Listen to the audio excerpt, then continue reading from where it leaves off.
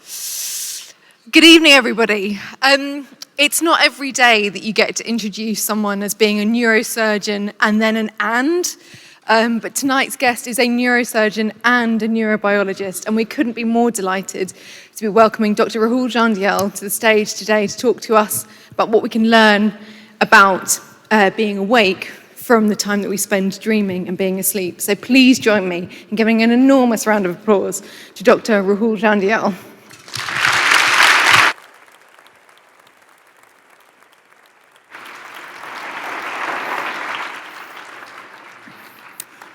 All right, 5 years ago I was here and I opened a talk about the brain with the phrase, I love London.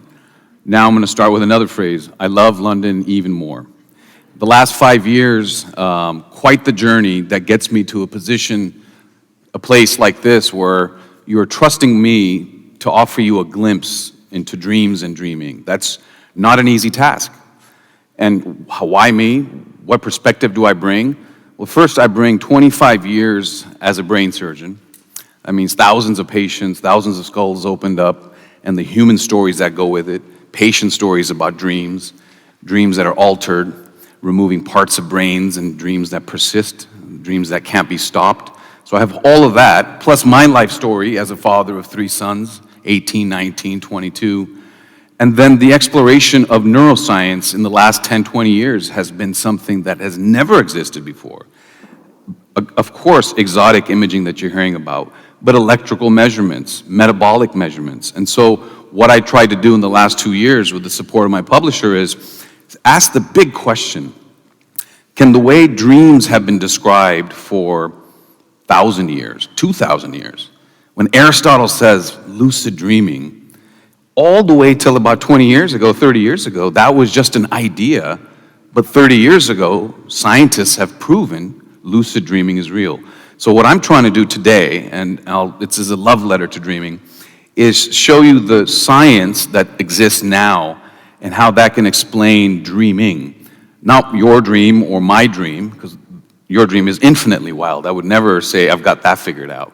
And my dreams are for my mind only.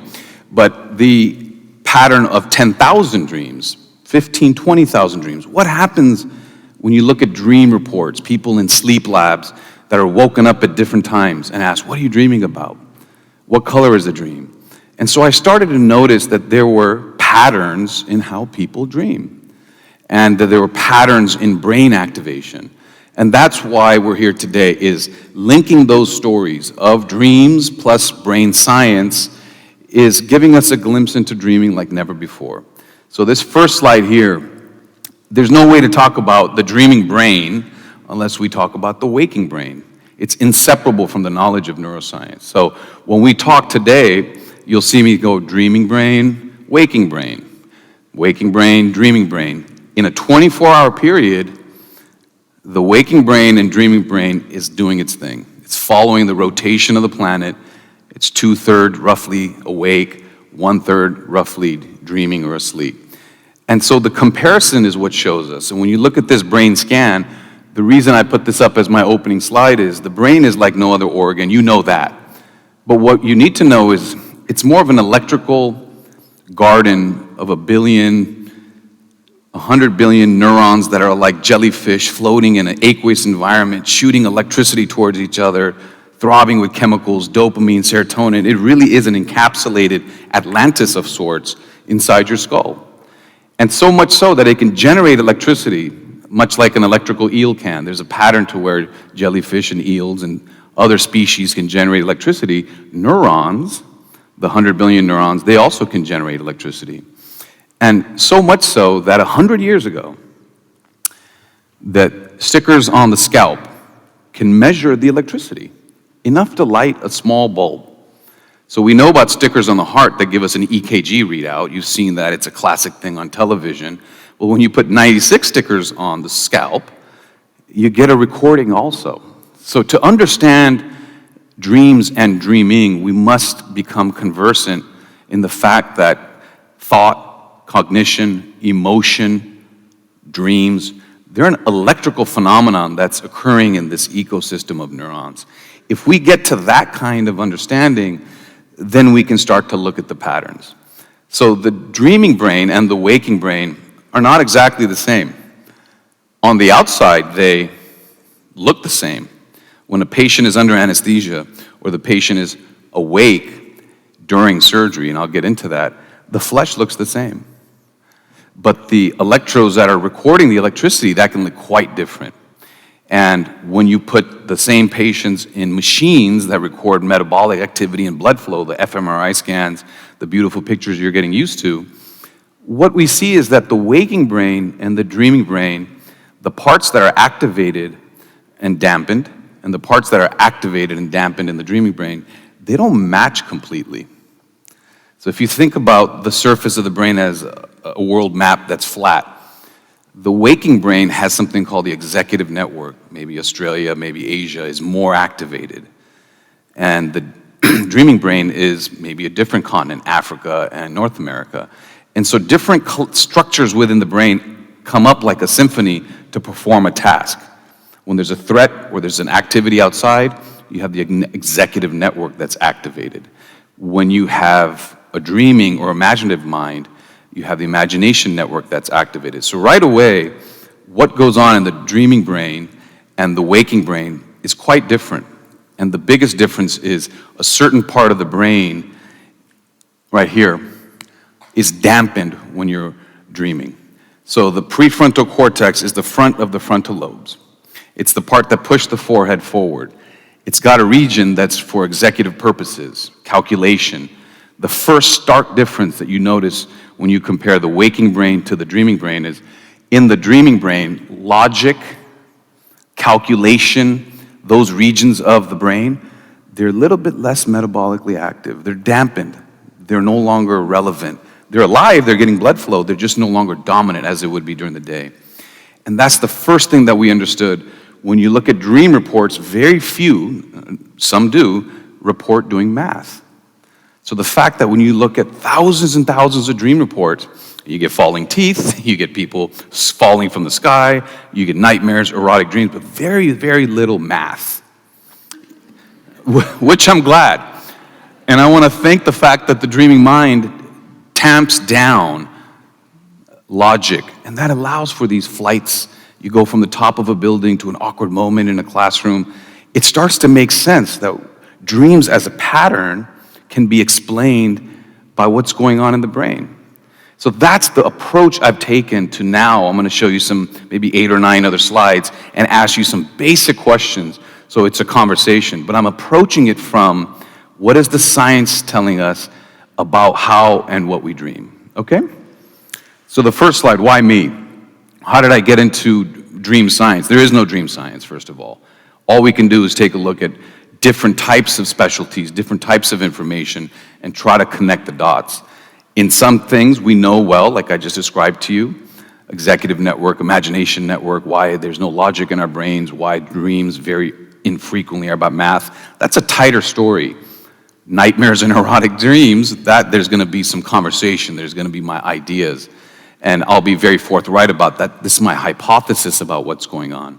So, but why do I get to have that right to share with you this insight that I've made, or to write a book that somehow has been sold to 25 languages, so people will be hearing some of these thoughts through the world?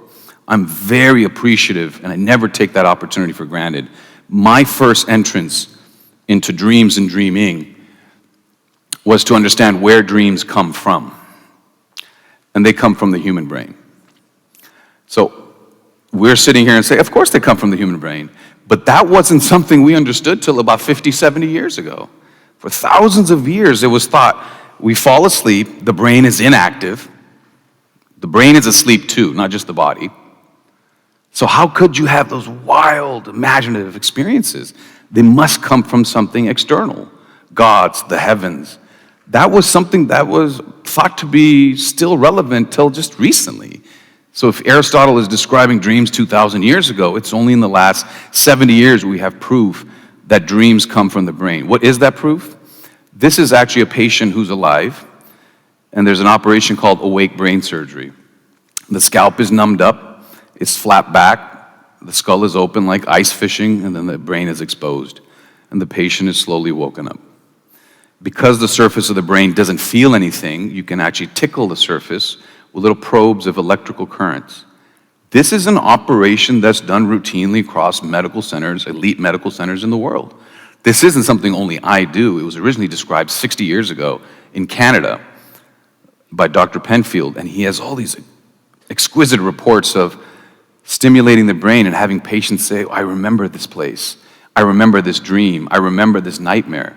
And when I was in training about 20-something years ago, I remember, while thinking about the craft and the movements, that when the professor and I stimulated the surface of the brain, the patient said, this is a nightmare that I've had my whole life since I was a kid. And that struck with me. I was like, wow, how could that be? But then I moved on to the craft, and I learned more. I started a laboratory, a group, my lab grows neurons in a petri dish. I took care of patients. But that one experience has stayed with me for decades, and that's the opening of the book. The first question is the one I can answer most firmly. Dreams come from our brains, and awake brain surgery is the proof of that. Then the next big topic, what happens when we sleep? I'm going to say something bold. I think we sleep because we must dream, and I'll take you through where I come to that. The electrodes that are placed on the scalp, the first time it was done was by somebody named Dr. Berger, maybe about 110 years ago. And it was the first time electricity could be detected, not just delivered. It wasn't trying to shock anything, it was trying to just measure the electricity within that species, within that system. And what they recorded was something fascinating. So, electrical readout. Just like if you put 3 stickers on the chest, you get an EKG. Everybody's familiar with that. We've seen it in all the medical shows. When you put 96, you get something like this. But what people didn't recognize was when they did that, they put the stickers on, they walked away, the stickers were still on, and when the patient was asleep, nobody noticed it then until about 60, 70 years ago, the sleeping brain and the waking brain had the same electrical patterns. The brain was not resting while we sleep. The brain does not hibernate, the brain does not cool off. The patterns in certain stages of sleep are so active electrically, metabolically, that they're similar to the patterns we have during waking thought. The waking brain and the dreaming brain can look so much similar electrically. Of course, we're asleep, we're not moving, it looks like the brain should be asleep too, but the brain is on fire. So much so that it's called paradoxical sleep, that looking at the patterns of activity in the sleeping/dreaming brain can be quite similar to the waking brain. And that's a massive point to take home. There is nothing peaceful going on with the dreaming brain. It is a robust activity, electrically, metabolically, with blood flow. If there is a difference, as we opened, the waking brain and the dreaming brain, I had showed you that frontal lobe that was tamped down. So for them to be the same electrically, something in the dreaming brain has to be tamped up comparatively. And that's the emotional, imaginative centers of the brain. The dreaming brain is hyper-emotional, and the waking brain is hyper-executive, task-oriented. These are the two features of the waking brain and dreaming brain that we have to keep in mind. They are the same brain. They produce the same electricity. There's blood flow going all the time. There's no activation and deactivation, really. There's just a modulation of shifts. The waking brain is executive network, pointing outward, relying on the prefrontal cortex more. The dreaming brain is less prefrontal cortex, and to compensate, a lot more emotion. So much emotion can happen in the dreaming brain that even if you tried to be as wild as you could with your waking brain, you couldn't match it. The top speed of emotion and visual dynamics in the dreaming brain exceed what is possible during the waking brain. And that science guides me in chapter 9 towards the end of this talk to get into how do you interpret dreams. We'll keep in mind the brain state that is generating those dreams is hyper-emotional and hyper-visual. So when I saw this, that the electricity is similar, then the natural questions were, okay, the brain is active while we sleep. the brain is doing something fundamental because we take the risks of sleep. It's costly. And then what could that be? And that enters into the journey here of the nature of dreams. Why do we have erotic dreams, nightmares, falling from a cliff, chased by a monster at age 6? When the kids, my sons, had never seen a monster, and I had to explain to them, it was only a dream. Like, what are these features? How do we start to understand now that you've got a little bit of dreaming brain science and waking brain science? How do we think about fundamental things like erotic dreams? So there's 6 or 7 of these that I'll go into, and I'll start with this one. Do erotic dreams rely on self-touch? So the answer is no. That maybe this depiction by Picasso is off. That what happens in the dreaming brain during an erotic dream, it needs no sensory input. The erotic zones of the brain, the sensations, are just created by the imagination. People who are paralyzed can have erotic dreams. People after menopause have erotic dreams. Some of my patients who've had chemical castration for prostate cancer have erotic dreams. And so there is a feature, the imagination of the mind. When you run in your dreams, the neurons are activated just as if you were running the London Marathon. When you have erotic emotions in your dreams, they're created by the brain, for the brain. The sensations don't have to come from your body or an external arrangement. So there is no self-touch required in erotic dreams, and it makes me look at art and other things that maybe some of our understandings were incomplete.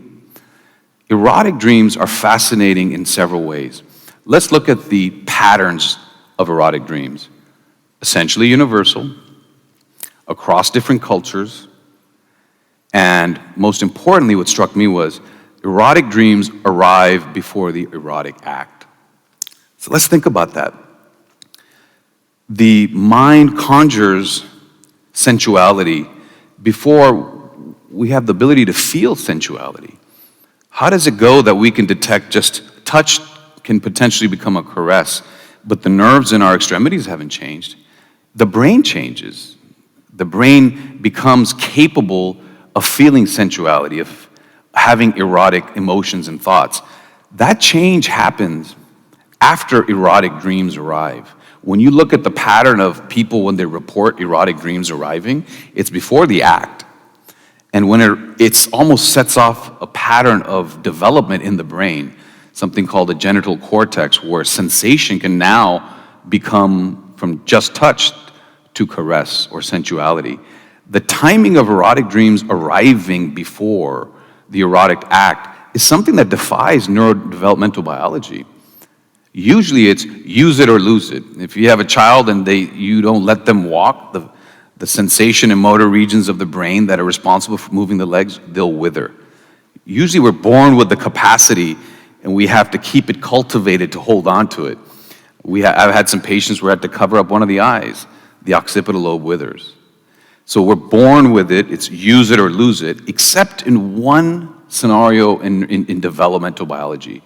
Erotic dreams arrive before the erotic act. So that's the fascinating finding of patterns and science between erotic dreams. And the other interesting finding is infidelity is commonly reported. 85% of people report infidelity in erotic dreams. And does that mean that we are always tempted? I don't think so. I think it's relationship dependent. If you're in a good relationship and you have infidelity in your dreams, that's just an embodiment of desire is my understanding of it. If you're in a bad relationship, it might mean something else. Most importantly, erotic dreams also have this interesting pattern where the characters tend to be narrow. When you ask enough dream reports, they tend to be people they know, a small group of people in a tribe, if you will, repellent bosses. Kids have sometimes erotic dreams about family members.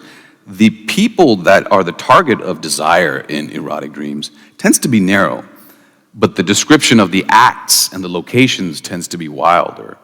And so I don't have an explanation for that, but if I had to venture a guess, we would tap into this field called evolutionary psychology or cognitive archaeology. Like, why do we think certain ways? And is our thoughts an adaptation that we've inherited from our ancestors, much like our physical traits are. And so the thought there is that if there's a population bottleneck, the species would benefit from having robust desire, but also keeping it within the tribe and not in neighboring species or hominids and such when during developmental times. So that's all theoretical. The patterns of dreaming are well established. Everybody has them. Infidelity is common. And the science is fascinating that you don't need to touch to have the erotic experience. The brain can create it on its own. That's my take on erotic dreams, and it's something I open with because it's something that takes imagination to understand. Can waking up be filled with terror? Dreaming brain, waking brain. During those transitions of going from dreaming brain to waking brain, it's not a thin line where all of a sudden you're awake and now all of a sudden you're dreaming. There's a window for 10, 15 minutes called sleep entry. Okay, so then you're in sleep, you're in your dreaming brain mode. Then when you wake up, there's a little window called sleep exit. It's not a crisp exit from dreaming to waking or waking to dreaming. When you wake up and your body is locked down and your mind comes to before the body is liberated, during dreaming the body is temporarily paralyzed so you don't act out your dreams, you can have something called sleep paralysis. Has anybody had sleep paralysis? That's surprisingly common. So this book was an education for me too. I have not had this. This is a painting that describes some of the central features. Clearly a lot of people have had it, up to 1/3. Different cultures have come up with stories to explain it, incubus and succubus, all across different cultures. So how do we tackle, from a scientific point of view, what this artist describes here? So the original nightmare was sleep paralysis. Nightmares, by definition, are terrifying dreams that wake you up and sear something into your memory. Sleep paralysis is a goofy name that we gave that's confusing, but what I call it is, it's a discoordinated or mismatch in sleep exit. Your mind has come to, but your body's locked down. And that can be a terrifying experience, filled with panic, filled with terror. So how do we get these features? Why do people report suffocation? Let's leave the goblin or the monster out of it, but suffocation, feeling tight-chested is a common feature, and people have described it as something was sitting on my chest. People who have heart attacks say, an elephant was sitting on my chest. So there's this feeling of suffocation is something sitting on your chest so you can't fully inhale. So here's where we bring in some anatomical knowledge. To fully breathe deeply, you have your diaphragm that stays active when you're asleep. That's not paralyzed by design. And then you have these accessory muscles in your neck. You can see them in children when you're really trying to breathe. Those are unavailable when you're asleep and dreaming. So my hunch and my explanation for why the feeling of suffocation is, you're feeling panic of being locked in. Your brain is having psychedelic experiences about goblins. You're trying to breathe as deep as you can, but you're being restricted because your accessory muscles are paralyzed and not accessible. And so you have this feeling of you're suffocating. And the stories are created that somebody is sitting on your chest. Number two, what is the feature of goblins and something sitting on your chest? During the time when you enter sleep, serotonin, the one that's connected to Prozac and antidepressants, but it does so many other things. It's related to psychedelics as well. Serotonin is downregulated, it's tampered while you sleep, so is adrenaline. And then when you come to, those neurotransmitters have to start circulating in the brain again. If you wake up and the serotonin is flooding open, but your body is locked down, that might explain the psychedelic experience of a goblin or a succubus or an incubus on your chest. And then the lurking intruder, the horse in the corner, this often described as a lurking intruder. Brain surgery offers us an insight to that sometimes we wake up the patient again and we tickle the surface of the brain over here, in the temporoparietal junction, and people and patients have reported, I feel like there's something, a body image right behind me, behind my shoulders. So people have these experiences through electrical phenomena in brain surgery. I think that explains the lurking intruder. The suffocation is not having the respiratory muscles available. And then I think the ghosts and goblins and all the psychedelic experiences is from a serotonin mismatch. That has been my offering to the concepts behind sleep paralysis that people have felt for so long, and now maybe we have some inkling of why that happens, okay? Here's a big topic also. I was surprised to learn how many people have lucid dreams. And before writing this book, there were some things I knew well, the brain surgery part, the anatomy part, the neurotransmitter part. When I heard about lucid dreaming, I thought, this can't be real. In fact, the book has 2 chapters out of 9 dedicated to it. And so lucid dreaming, now stay with me, we had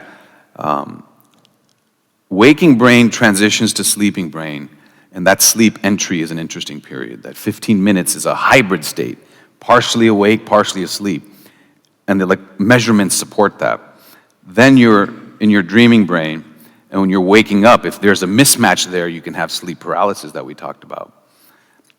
In the middle, while you're dreaming, and the electrodes in a sleep lab are proving you're dreaming with something called sleep spindles, so it's not just somebody waking up and pretending to say things as if they're dreaming, right? We have to be skeptical. In the middle now, not sleep entry, not sleep exit, you can have, in lucid dreaming, a return of awareness that you're in the dream. Typically, dreams are described as in the driver's seat of a car that you can't control, and then when you're done with the dream, you go, oh, that was a dream. With lucid dreaming, you're in the driver's seat of the car, you can't control it, but you're aware, hey, I'm actually in a dream. And how would you prove that, right? Like that just sounds so out there.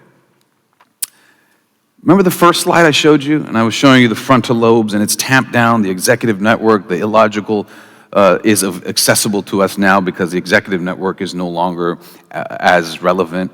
Well, look what happens here when you do brain scans. When you're awake, that front red is active. When you're dreaming, that red is gone, right? This is just the way we described it on the first slide. What they're finding was in lucid dreaming, when people describe there's a return of some awareness, I'm in the dream, it's consistent with the return of activation in that executive network frontal cortex part of the brain.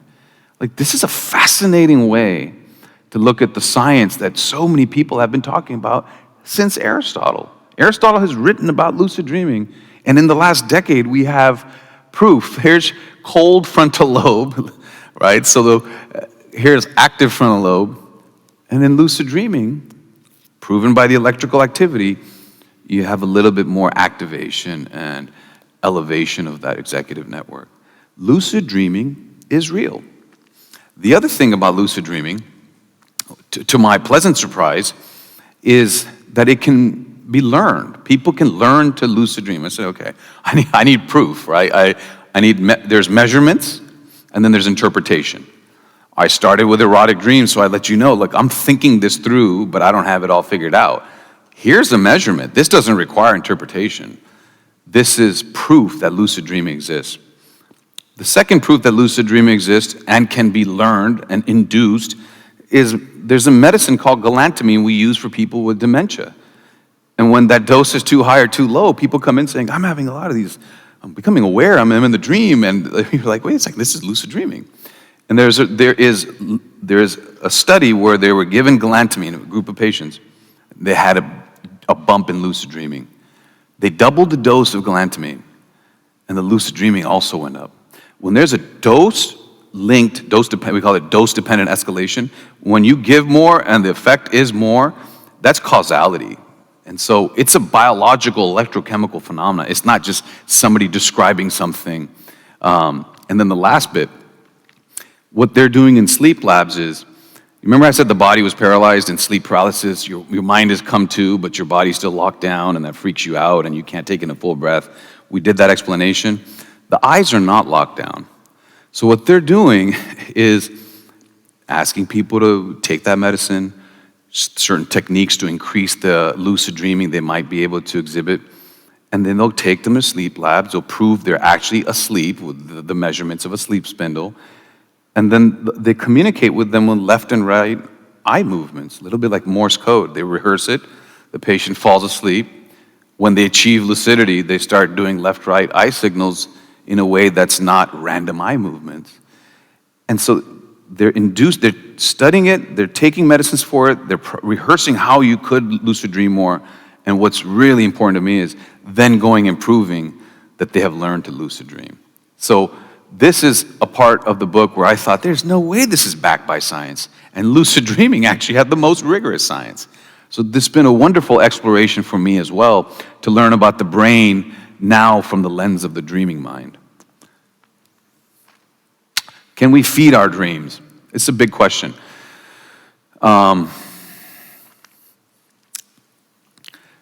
Sleep entry is a time, it's a hybrid time, a little bit awake, a little bit asleep. And Dolly's commented on it, Edison's commented on it, Christopher Nolan's movie Inception comments on it, that the thinking and the emotions and the feeling during that time, it's sort of a blurry liminal state. And the thoughts you have during that time, the riddles or the puzzles you're working about, the things you might read, they may populate your dreaming brain, which is vibrantly active, right? 6-7 hours, something intense is going on. How do we feed that? And Dolly thought during this window, the sleep entry, that's where much of his creative thoughts came from. He would feed them into them, and then during sleep exit, try to remember what was happening. Does that happen every time? Unlikely. We're chasing something elusive here. But this is something I've applied in my life too, is during sleep entry and sleep exit, if you have the luxury of a bed and time and not to set the alarm, these are unique portals in your life. Of course you're awake, and of course you're asleep and dreaming. But the transition states there, or the lucid dreaming hybrid state in the middle, if I've had good ideas, they've come from sleep exit. When I don't go to my email and I linger in my thoughts a bit and then I write them down, I've often been surprised by how useful they were. The aha moments for me come during sleep entry and sleep exit. So yes, you can feed your dream. And then the example that stuck to me was when black and white television went to color and black and white print went to color print, the dream reports, huge spike in color. Dreams went technicolor as our world went to color television. So of course our waking life feeds our dream life, and our dream life feeds our waking life. It's just a matter of to what degree, how to remember our dreams, how to know these hybrid liminal states where we have the potential. There's no guarantee. There's not a list here today. Do these 6 things and you are a dreaming savant. No. It's to entice you that if you are thinking about wellness or self-exploration, that our dreaming brain is the portal that's accessible to all of us, and it's free. So yes, you can feed your dream. There is evidence for that. To which degree, you'll have to figure out on your own, but that is the area that you want to explore. Can dreams predict the future? This is a big one, right? Where do dreams come from? Thousands of years, gods in the heavens, omens. 100 years ago, 70 years ago, human brain. Can dreams predict the future? Well, if gods and omens are being inserted into an inactive flesh in an inactive body that wakes up, right? Imagine like sleeping under the stars and waking up and saying, I just had the wildest thoughts. And wondering, where do those come from? They couldn't have come from the person that was just lying there, immobile, unconscious. They had to come from the heavens. Well, similarly, if they came from the heavens, maybe, there were some clues about what's gonna happen, right? They call them precognitive dreams. Do dreams predict the future? And this is sort of a finessed answer. The answer is yes, but only in one case. And the case is something related to health. So this is a neuron zoomed in. a neuron is not flat like a piece of string. It's got a nucleus, it's got a community of structures in there, mitochondria and different proteins. It's active. And then it's got these tentacles that are axons. In Parkinson's, neurons get damaged. The machinery inside builds a molecular sludge. The electricity doesn't fire as well. Their movements become rigid. Their speech becomes stifled. There's something called REM behavior disorder, which is, I think, better called dream enactment behavior, DEB. Middle-aged men in their 50s, when they act out their dreams, 90-something%, 15 years in the future, will develop Parkinson's. And that's biological data that a dream can be a harbinger of something in the future. And in this case, it's the degeneration of the brain. How powerful is that? That the first warning flare of a brain that will eventually become damaged and a mind that will become damaged is a change in dreaming patterns 15 years before. As a clinician, I just took my breath away. That even if it's just in this scenario, you only need to see a unicorn once to say, yeah, there is a unicorn. The dreams, in that way, reveal what will happen with the human brain. They predict what will happen in the human brain. Similarly, I would say, think about nightmares in adults. If they arrive for you when you don't have nightmares, if they're not just occasional, but there's an increasing number of nightmares, they arrive, they persist, they're increasing. That's something to pay attention to. The development of nightmare disorder in adults, maybe that's a flare, maybe that's a warning sign about your mental health, when during the day you're not even thinking you have any issues going on. Maybe it's a warning sign because, again, going back to the original thing we talked about, it's a hyper-emotional state, the dreaming brain. It's giving you clues that your waking brain cannot access or tap into. So I'm giving you these examples not to make it like we go out there today and everything can be figured out with dreaming, but dreaming is this elusive thing that I think highlights capacities within the human brain and body that we have yet to discover. You say, okay, that's a big topic, so I'll give you another unicorn. Those same Parkinson's patients, when they have the rigidity in movement and they have the tightness in speech, when they have that dream enactment behavior and they're fighting off somebody in their dreams and the bed partner ends up being injured, that's how they come to the hospital. The Parkinson's patients that have had dream enactment behavior and have it now, when they're flailing around in their dreams, their movements are fluid. They no longer have the Parkinson's rigidity when their body is under the control of the dreaming mind. That's fact. Look it up. Paradoxical kinesis. And when I read that, I just had to have that in the book. Even if that's the only example that we'll ever find, doesn't it just change the way you think about yourself, about your brain, about the dreaming mind? Can dreams be interpreted? So this is the last slide, and then we'll take a bunch of questions, but I want to give this one a little bit of time again. So when we started this conversation, I showed you this slide, right? Because I'm coming at it from this perspective. The frontal lobe here is the activity's dampened, and the way you should think about your brain is not, off and on. It's not a switch. It's always on. It's just a matter of what's dominant. Is it 51, 52% executive network that's active? Or is it 51, 52% imagination network, the biggest example of that being dreaming that's active? You're always toggling. When you're mind wandering, it's almost 50-50. When you're daydreaming, if I went to Hawaii, if I went to London, this would happen. Maybe it's 51-49. When you're dreaming, it's like 53 imagination network and 47 executive network. So think of your brain as a modulation, a thermostat, not on-off. Where does creativity live? This spot. No, it doesn't work like that. And how do I know that? They put people thinking about book cover designs and poetry, and they put them in these fancy scanners, and you can look at the studies for that, but The measurement is, to be creative, you have to toggle and let the imagination network become slightly dominant, to come up with the ideas, to be imaginative, to have divergent thinking. And then you have to have the executive network return with the frontal lobes coming back and say, is that a good idea? Or is that just a wild idea? It has to be applicable. It has to be put to use. So your life, whether you like it or not, in a day, you're going from executive network when you're awake, being mostly dominant, to imagination network being dominant while you're dreaming, right? That's a 24-hour cycle that you go into in extremes. In the middle of your day, you're toggling closer to a balance between imagination and executive network.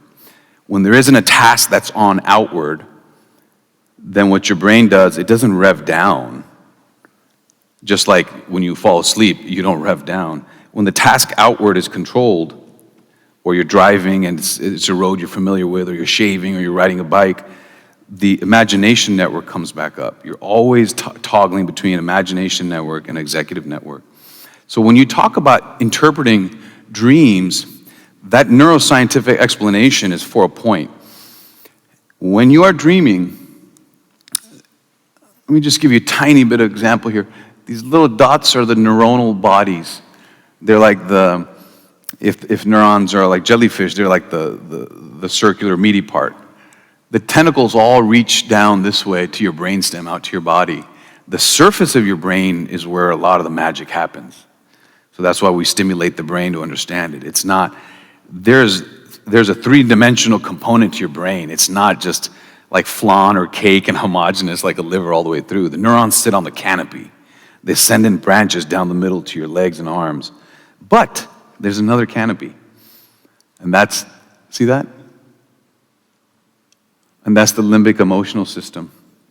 So when you are dreaming, this part here, the frontal lobes, rev down a little bit, and this part is liberated so much that you couldn't get there if you were awake and had some terrible or wonderful emotional experience. It would not get to the top speed that the emotional system here, the limbic system they call it, can do in dreaming.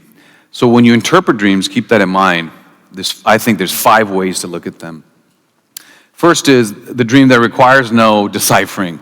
You're nervous about a presentation, you have a dream, you show up naked to a podium or something. All right, that you know what that is. We don't have to talk about that. Or, you know, you have fear of heights and something's scaring you and you're worried about that.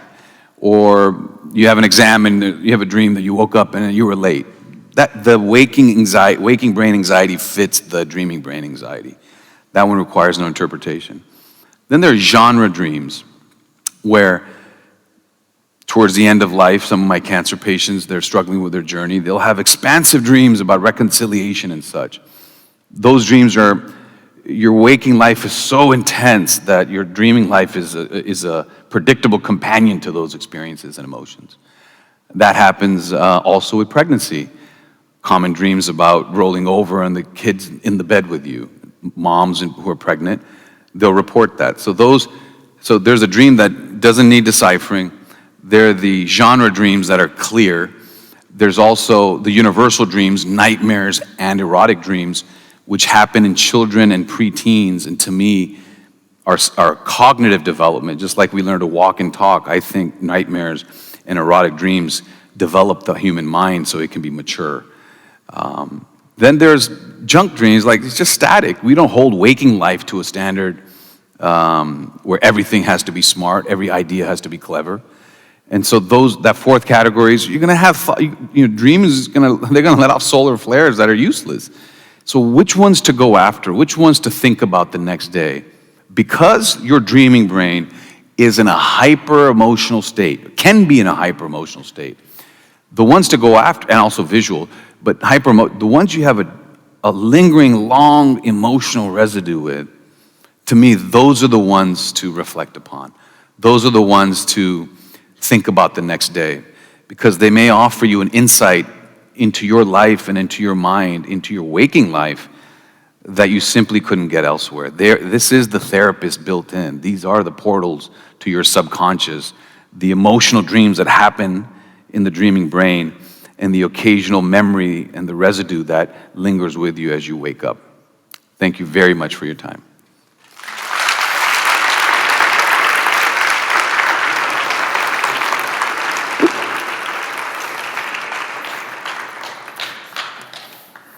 Okay, I'm happy to take all questions. I'll answer everything, but you got to give me room to sometimes be lighthearted about it, or just say I don't know, or I wonder. So question, okay, we'll go one here, third row. Thank you so much for such an incredible presentation. Thank you.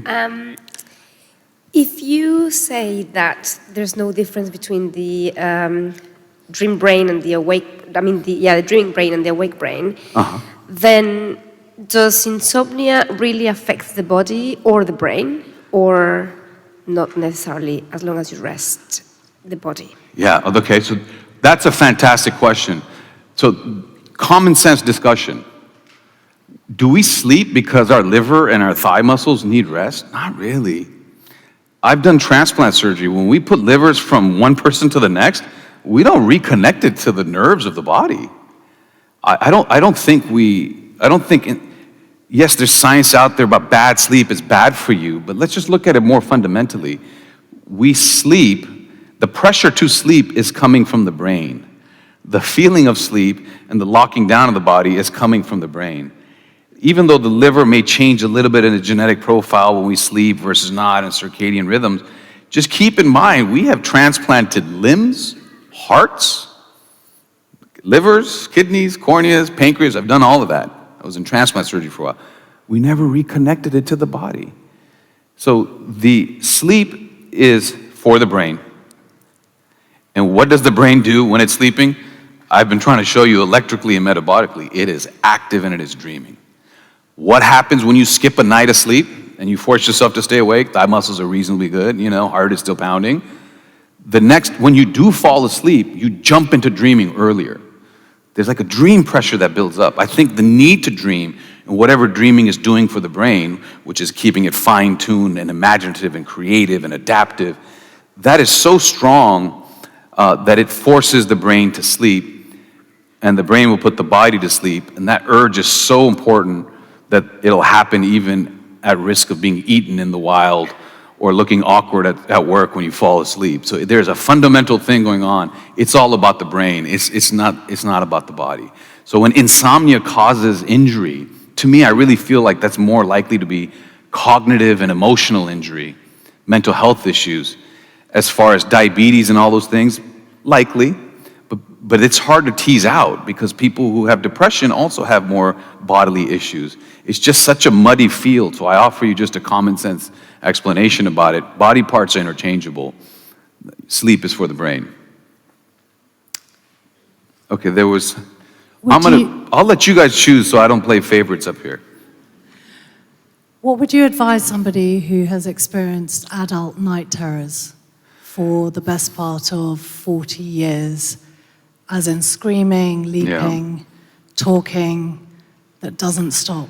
Yeah, so sleepwalking, night terrors, all these things, they're in a slightly different category. So when you sleep, when you look at the brain electricity of the waking brain, it's like billowing strings, and then when you sleep, there's a strange 90-minute pattern.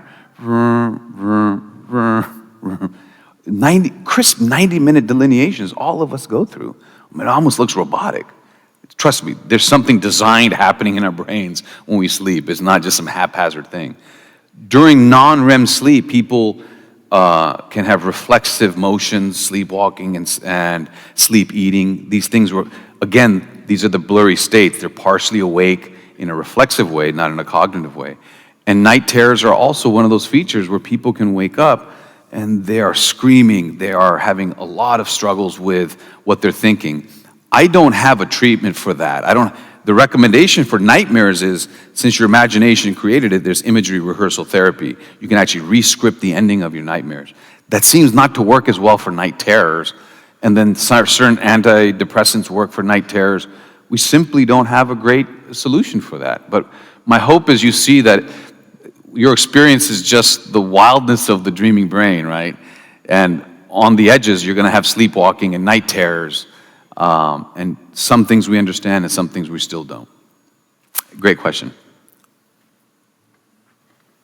Thank you for the book, good book. Some yogis, the Tibetan dream yogis and Zen masters, and including Buddha, said that after they got enlightened, they stopped dreaming. They stopped dreaming? Yeah. During which time? After they got enlightened. After they got enlightened. I don't have an answer for that because I can't measure enlightenment, but let me point something out there. This is profound. It doesn't answer your question because I'm not equipped to answer it. I'm not saying it's not true. I don't want to take away anybody's magic and mystery about dreaming. I'm just trying to give you a different look at it. There have been patients in the last 5 to 10 years, brain electricity is being recorded, heart electricity is being recorded. They've written, don't zap me and wake me up, and don't revive me. I've had a great run. Fantastic. You get to choose, right? Of course. The heart stops, and that's flatline, just like in Hollywood, right? But we've got about 5 or 6 patients now, the first one from Vancouver, Canada, but the brain electricity is still being recorded. And when the heart has stopped, and we have legally and ethically and medically written the time of death, for the 2 minutes afterwards, there's this robust firing of brain electricity. The last few minutes of your brain, it doesn't whimper, it seems to be, it doesn't whimper into oblivion like a liver or heart dying. It goes out in a salvo of firing off all its neurotransmitters with expansive electricity similar to memory activation and dreaming. That's a measurement. My idea is those people who are then revived and they have these near-death experiences, and all of them, or many of them report, I saw my whole life. It was as if I had, gone through a journey of my whole life. Well, maybe this is explaining it. That death is not at cardiac silence. It's at brain's electrical silence. And the moment of death is actually a few minutes after when we have been declaring it. Those kind of themes are what's happening now. So that doesn't answer your question, but I hope everybody feels a tingle when you think about that. And again, this is a measurement. My interpretation about near-death experiences is my opinion, but the fact that the brain is going off the minute or two your heart has stopped beating, that's a new understanding that's come from the last 5, 6 years. And that's a measurement, and we're seeing it more and more. There was an article in The Guardian, too, just a week or two ago, if you look it up. Fantastic. Somebody in the front here? I can hear you. I have the ability to rewind my dreams and change what I don't like and fast forward into a bit. She said she has the ability to rewind her dreams and fast forward and redirect them. I wish I had that in real life. There's some mistakes I'd like to take back. But that's wonderful, right? Because what I'm talking to you about is not your dream or my dream, but 10,000 dreams. And the nature of time within dreams is not clear to me. A minute might feel longer in a dream. That's usually what's reported, but there hasn't been a clever way to experiment to sort of capture that. Gentleman standing up. If we sleep to dream, how come we can go nights without dreaming at all? How can we go nights without dreaming? Yeah. That's a very good question. So there are people who say, I don't dream. I don't remember my dreams. The simple answer there is, I think that's to avoid waking life and dream life confusion. There are people who have narcolepsy and other states where they can get things confused a bit. The concept of dream life, dreaming mind, waking mind confusion is maybe also applicable to kids when we have to tell them, no, Johnny, it was just a nightmare. What do you mean the kid didn't know? Like, are thoughts for children blurry? Their waking thoughts and dreaming thoughts? Does a nightmare force them to realize that things are only a dream? Like, they don't have the ability to discern that. So waking and dreaming confusion does exist. For those people who say, I don't dream, I'm not saying you do dream. But I will tell you is that your brain electricity is on fire, and it looks the same as other people who are like, I dream vividly. So likely, the dreaming process is ongoing. Our creativity is being preserved, but the autobiographical memory that stitches our life together, it comes on sharply for you, and you don't remember any dreams. But I have a hard time finding somebody who say, hey, have you ever had a nightmare? And somebody respond to me and say, I don't know what a nightmare is. So we've all at least had one dream. Hello? Yeah. That's the neurodiverse brain here. Here. That was still right? Yeah. That's the neurodiverse brain.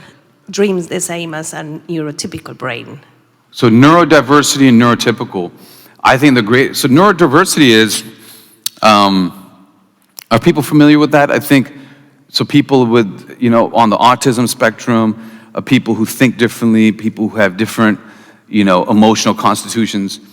Even bigger is that when you take care of the patients with brain injury and brain cancers in children, I do a lot of pediatric surgery, you get the breadth of neurodiversity. You start getting brain injury, removing parts of brains, kids come in with nail gun, dart injuries and poking through the eyeball. I mean, you get a wide picture of the brain. Sometimes the brains are damaged, but they function just fine. Sometimes they look beautiful and perfect, but the mind doesn't work right. So the dreams, that's a great question.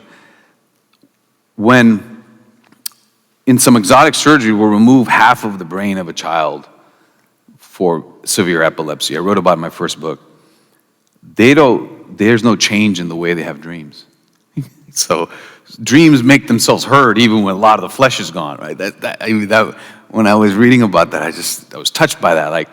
And then people who have dissociative personality disorders, or what they used to call split personality, they have the personalities are called alters. They can have dreams in different alters, so in different personalities, they can have dreams within them and the personalities can interact. So the brain is perfectly fine, but the mind is creating all of this complexity. So when we talk about neurodiversity, it's both the flesh and the mind. And what I've seen is that injured brains still dream. When people can talk about it, they still have dreams. Dreams change a bit. The electricity is still firing. And the specific example I can give you in the patients who get hemispherectomies, removal of half the brain, usually in 6, 7, 8, 9-year-olds, they still report dreaming. So I like to leave it open and fascinating like that rather than saying, this is the answer, this isn't the answer. My hope is that when you learn more about dreams and dreaming, you're walking away thinking, I'm more fascinated by dreams, even though I'm more educated about them than ever. If we sleep because we must dream, and echoing to the previous question, we always dream. So what makes us remember or not remember a dream? And do we sleep better if we remember a dream or not remember a dream? I don't have great crisp answers for that, but it does raise two wonderful points. If you want to dream more, if you go to bed saying, I want to dream, I want to remember my dream, these sort of simple, what seems overly simplistic, people report being able to induce remembering more dreams. The publishing team here at Penguin, when they were reading this book and working with it, it was a common thing for them. They said, gosh, I'm dreaming more. I'm remembering my dreams more. And how could that happen? Think of the placebo effect. If you take a pill, it's a placebo. Even if we tell you it's a placebo and there's nothing active in there, people report pain is better. I feel better. So you're releasing the pharmacy within your own mind. It does autosuggestion, placebo. I think these things apply. Dreams can be induced. Example is lucid dreaming. Dreams can be better remembered. Look at dream journals and people's reports.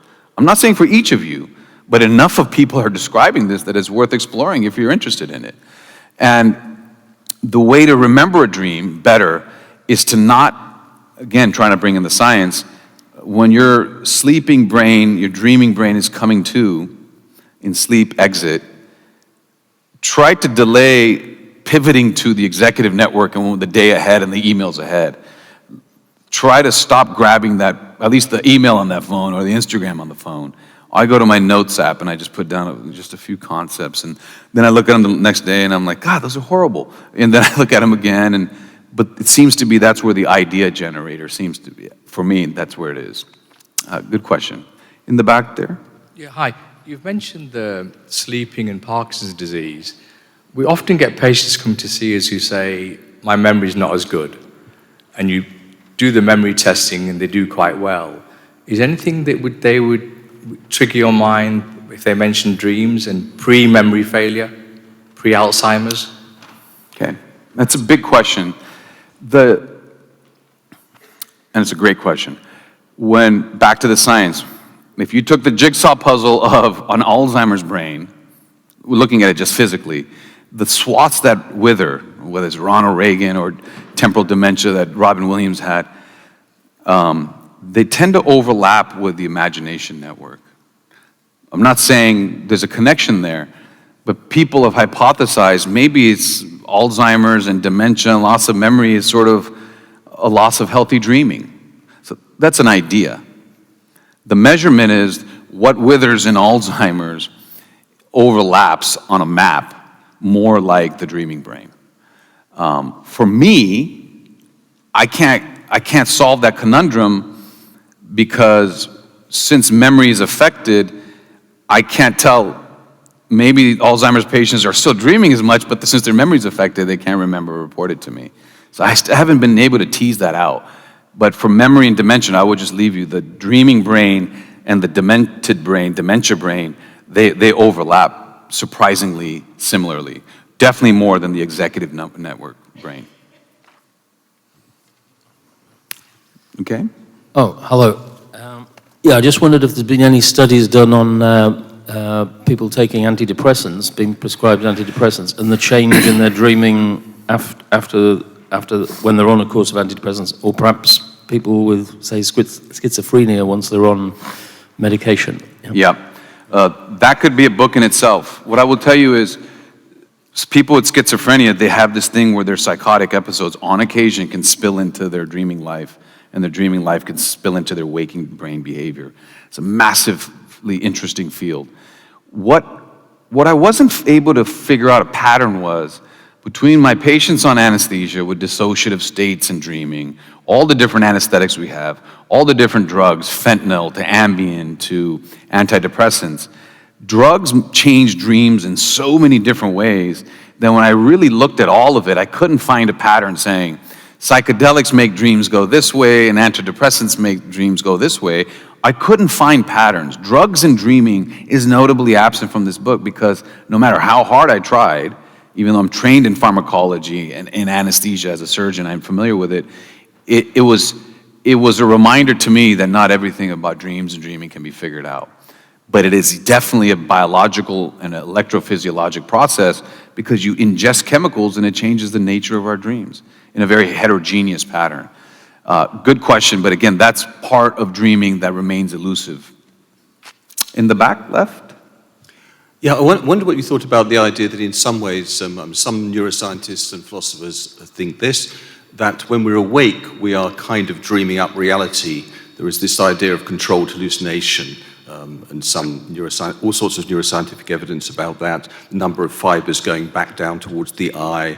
It's not just a question of the sensory data coming in. And so there's that idea that in a sense you can think of perception as a sort of controlled hallucination.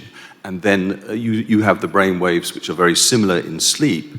So the brain carries on coming up with hypotheses about reality. It's just not receiving the sensory input. I wonder if you have any thoughts about that. Massive question. I can't answer that.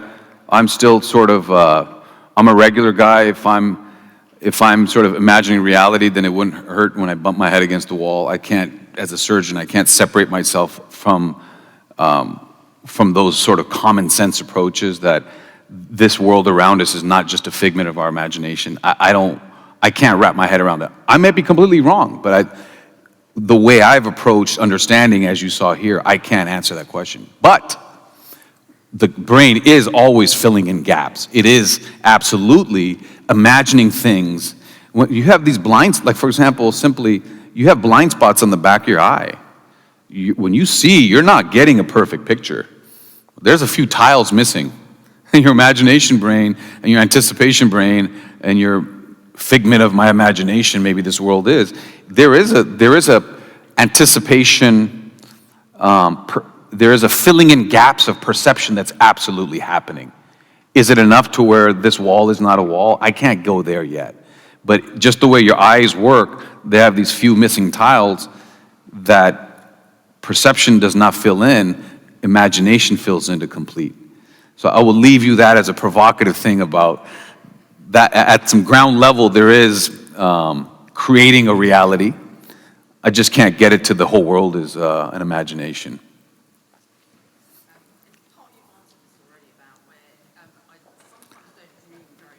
Mm-hmm. If someone wants to improve their creativity, how can they do that? Yeah, so the remembering, that is a big puzzle. What I would say to you is the dreaming process of liberating emotion, liberating movement, liberating vision is happening every night. Our memory of it, by design, I think, is meant to be minimal so we don't have dreaming and waking life confusion. But it's still serving a function. It's metabolically active. It's electrically active. It's not an accident. It's not a glitch. Evolution doesn't permit things that are that costly, both risk to predation as well as metabolically, without it having a massive utility, okay? I mean, if you have an appendix and it doesn't get in the way, it doesn't hurt you, then evolution may not select for it.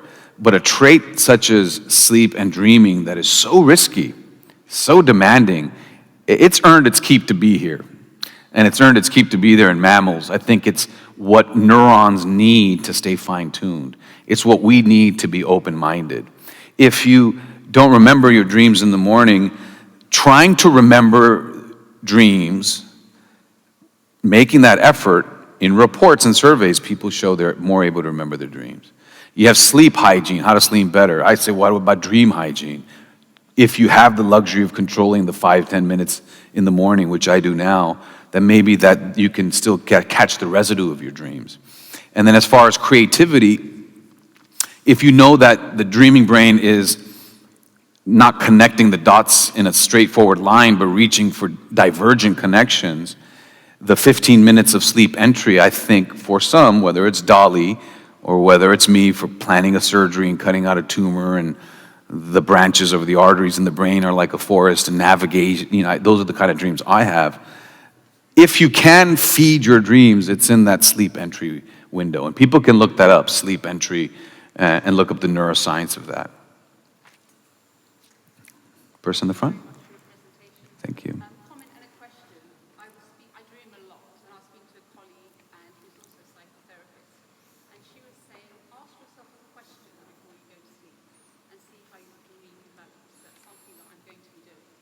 And sorry, Ask yourself a question before you go to sleep, sort of prompting. Yeah, because I said the that I direction of do your dream. dream a lot. And she said, why don't you focus and ask a question and see how that develops? And what happens if you do? I haven't done it yet. Well, let us know tomorrow. And my question was, as a prominent brain surgeon, how do we keep a healthy mind? If you were to advise your children, how do we protect? How do we develop that potential for our mind? Well, I'll give a quick answer for that. I can't say I have a healthy mind. I'm happy with the one I've had. It's had quite an intense run for these 50 years. But what I would tell you, a healthy brain is built on this is a quick thing. It's flesh. It needs to be irrigated, so keep the arteries open. It's got its own growth factors, and if you exercise, it releases and showers itself with growth factors, fertilizers waiting to be showered. And then number 3 is if you eat a certain diet that's been proven to keep the flesh and the electrical connections better, that's called the mind diet, mostly Mediterranean. And the 4th and final thing is if we wanted to have better biceps, we know what to do. If you want to have a sharper, healthier mind, it needs a bit of challenge. It will, if it weren't for dreaming, it would fall into the narrowest of habits. And so what I do is I try to do what dreaming does during the day. I take a different route. I try to add in novelty. Nothing crazy and difficult and burdensome, but it likes a bit of challenge, however you want to define that for yourself. Back right. Sorry, I've got a... Yeah. What do you think is the role of memory and repeats? For example, if you were to hold a journal where you are tracking everything for like 20 years, if you were to repeat the souvenir over and over again, do you think that will have a direct impact on the dream patterns? Well, I don't know. But there's a very interesting thing that's tangentially connected to what you're saying. Recurrent nightmares and recurrent dreams happen. And there's sometimes when I look at it, it seems as if dreams have their own memory system. Because some patients who have brain injury, they can't remember what's going on in their day, but they can remember dreams. Recurrent dreams can happen. You tickle the surface of the brain. A recurrent nightmare can happen. And the most common sense example is sometimes we get up to go to the bathroom, and then we come back to, sometimes we get up to go to the bathroom, and you wake up for a little bit, and then you come back to bed, and you slip back into the dream. There's something holding on to it that is just out of reach, but recurrent dreams, being able to slip back into your dream, there's something fascinating there that I'd love to explore in the future as we learn more. In the middle here. Hi, thank you for the presentation. So we've seen some latest research technology, such as the one that lets you basically move a computer with being disabled, just with your mind. I think it's called BrainLink, Neuralink, sorry. We're also seeing large language models in artificial intelligence that let you basically create very realistic text out of, very realistic videos out of text. In your second slide, you showed that there's some graphs that basically show you that where you're awake is the same graph as when you're sleeping. Does that mean that we're close to a future where we might be able to put that graph into a large language model and see in our dreams? And should we start now? Those are big questions. I'll tell you, Neuralink, I'm familiar with it. The brain other than this front part of the brain, the addresses are quite clear. The motor strip runs like a little curved street right here for everybody. The heterogeneity differences are all up here.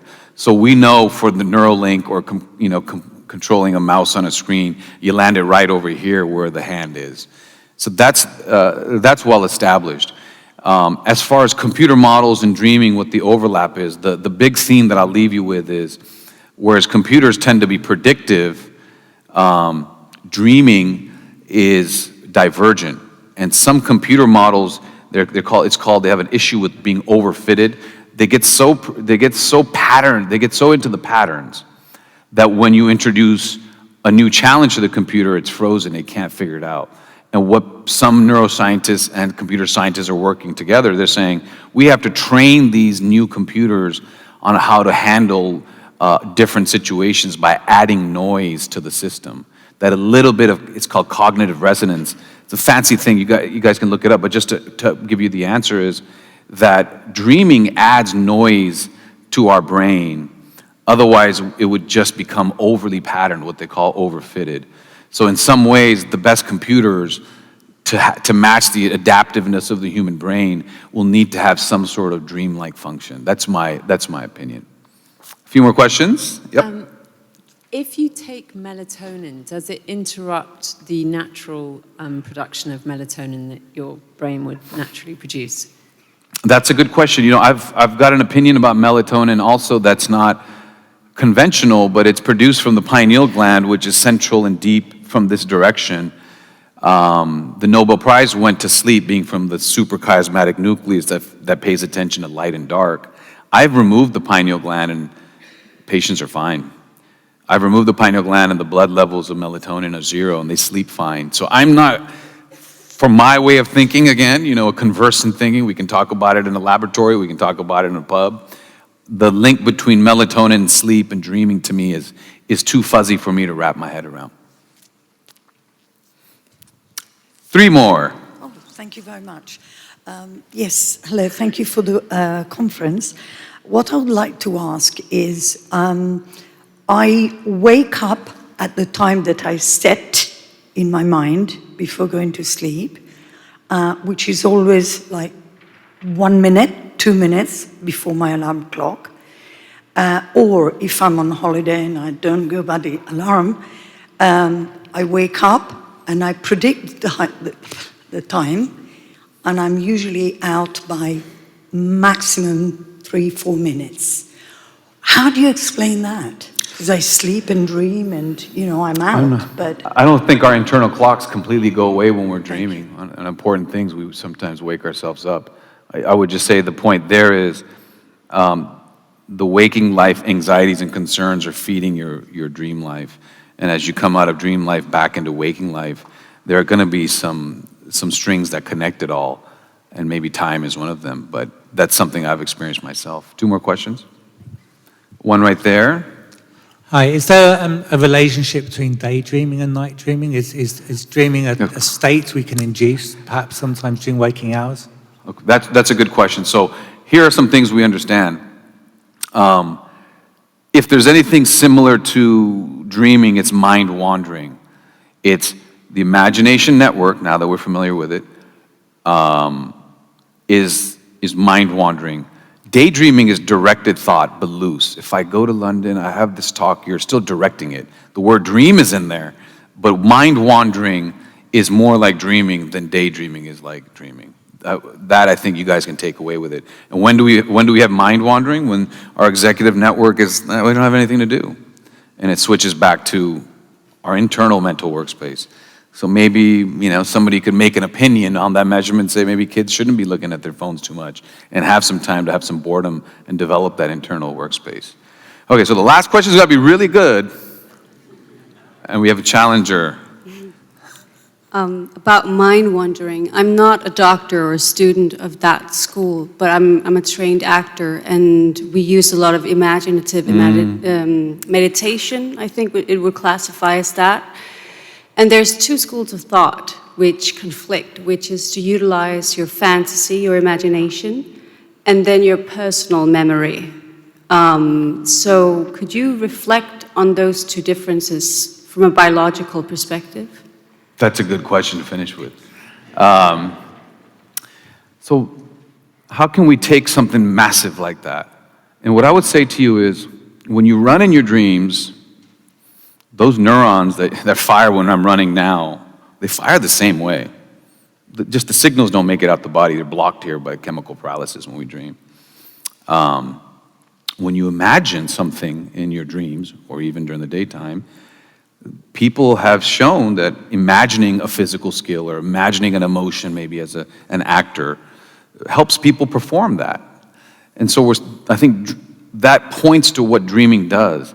Even if you don't remember what you were dreaming of the night before, having those neurons active and activated are keeping them alive, or keeping them functional, or keeping them engaged, much like imagination does and visualization does in athletic training or in training for people who are in the arts. I think that is a perfect segue to what I think is the most important part about dreams and dreaming, is that there's a genius built in. That what's happening with the dreaming brain is keeping our daytime capacities robust and adaptive.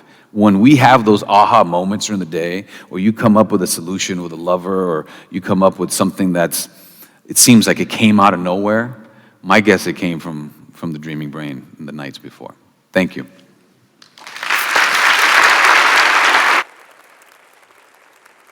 Please join me in thanking Dr. Rahul Jandial. We're delighted that you'll be sticking around to sign some copies of your book, and that will be happening in the foyer downstairs. So we look forward to seeing you there. And in the meantime, please, one more huge round of applause for Dr. Rahul. Thank you.